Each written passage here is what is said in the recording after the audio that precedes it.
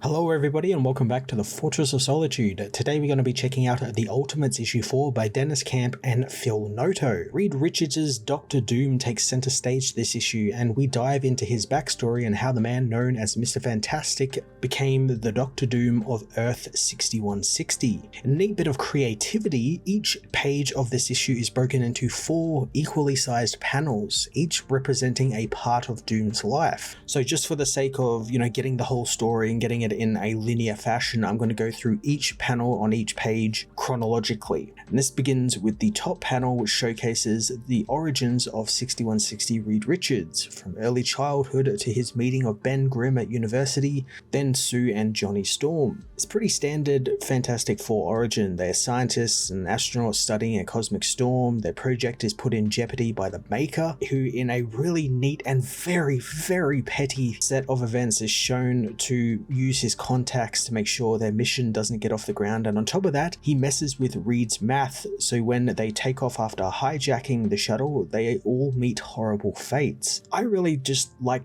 how much this shows how much of a universal class hater the Maker is. He hates Reed so much, which is even funnier because the Maker himself is Reed Richards. The next panel down continues the story. It shows the aftermath of the shuttle launch, where thanks to the Maker, the team actually miss most of the cosmic storm and instead their shuttle malfunctions, killing Johnny in a blaze of flames. Bit ironic considering what he would have become. Despite Reed, Ben and Sue surviving their return to Earth, they don't last long, and Ben is killed in a quarry surrounded by rocks, made to look like a suicide, while Sue's body is ravaged by the latent radiation from their trip into space, and it kills her very slowly, basically eating away out of her body until nothing is left, almost like she just disappears from life. What's worse is that Sue and Johnny's father is present, having been the one who was overseeing the whole operation, and he blames Reed for everything that has happened, and in turn Reed starts to blame himself. At this point, the Maker reveals himself to Reed and begins his centuries of torture inside of Latveria, and thanks to the time disruption he has,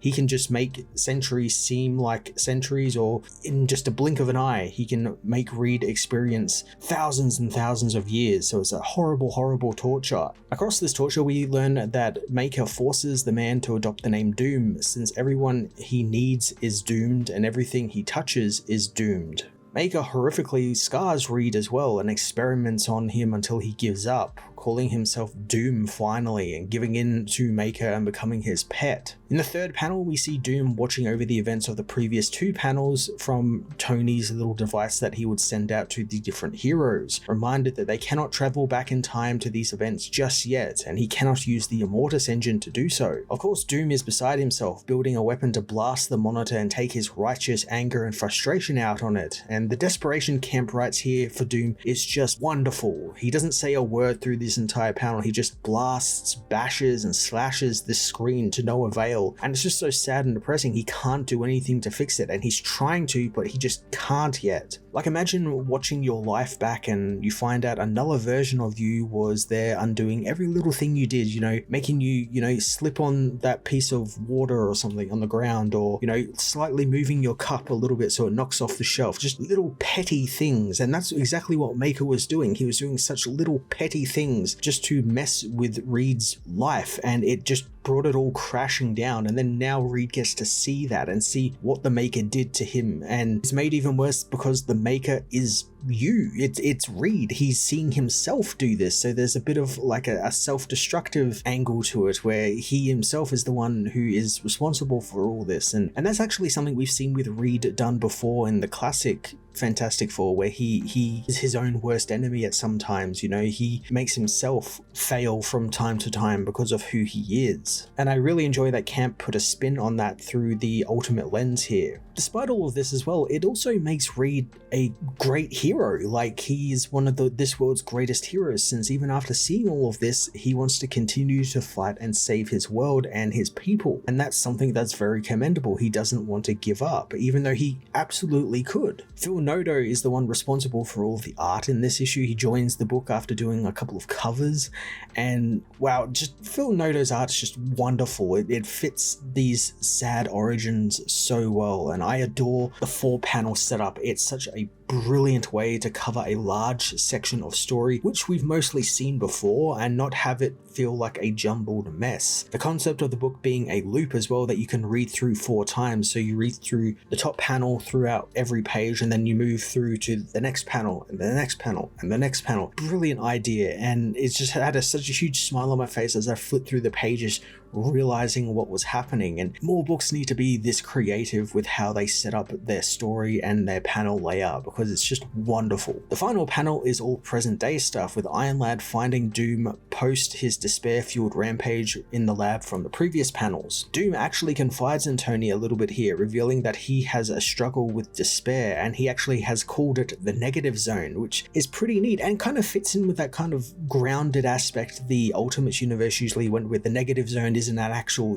multi-dimensional place that you can go and visit. It's like depression. That's really interesting, and I hope we get to see that followed up on at some point. Doom also reveals that Project 4 is continuing, which surprises Tony since he didn't think that that was actually succeeding, and we find out that Project 4 is basically him trying to replicate the cosmic storm's rays that him and his team would have gotten their powers from, and he's using it on test mice, and the problem is they keep dying. They get the powers, but then they can't regulate them, or it just overwhelms them and they just die. He refuses Tony's help, citing that this is something that he must do on his own, and it's totally understandable after the last 3 panels we were witness to. And as well, there's that little bit of arrogance where Doom has to be the one to do this. He has to be the one to be the big hero, and that comes through as well, and I really quite like how they are doing it. There's hints of that classic Doom arrogance in here when he gets angry at Tony, who wants to just help. But I love that it's also a righteous anger. You can understand, okay, yeah, he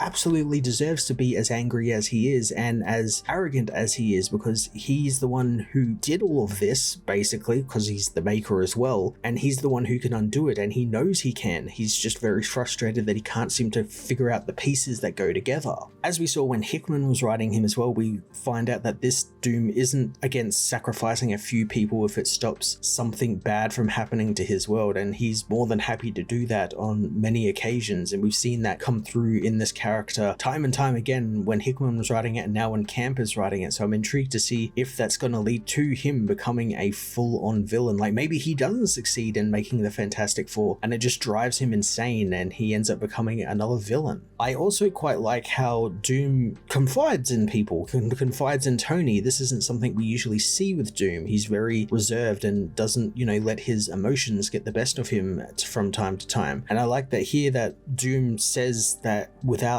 Ben and Sue and Johnny, he's not a whole person and will do anything to right the ship again. And so Tony leaves Doom to his experiments and the issue draws to a close. Ultimates issue 4 was easily the best issue I've read all year. This is saying something because this year has been filled with some particularly great books from both Marvel, DC, and some indie books. Camp and Noto put a very fun and creative new spin on the Fantastic Four and a world without them, digging deep into the trauma and despair 6160 Reed Richards is experiencing and what he's coming to terms with as he tries to bring back the Fantastic Four. If you haven't been reading the new Ultimates book or have been on the fence about it, maybe the last couple of issues hasn't really been your thing, this is the issue that should change that, as it's a win on all fronts. It looks great, it reads great, it's creative, it's everything a comic book should be. I am going to give this issue a 10 out of 10.